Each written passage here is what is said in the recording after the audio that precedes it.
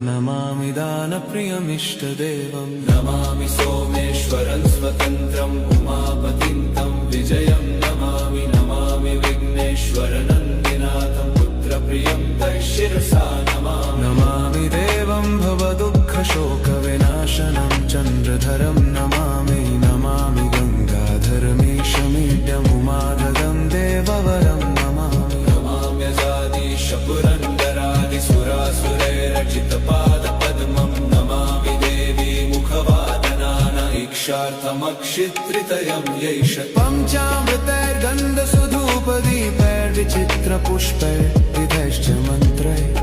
अन्नप्रकारैः सकलोपचारैः सम्पूजितं सोममहं नमामि नमामि शम्भुं पुरुषं पुराण नमामि शरणं गमपारवाम नमामि रुद्रं प्रभुमक्षयन्त नमामि शर्वं शिरसा नमामि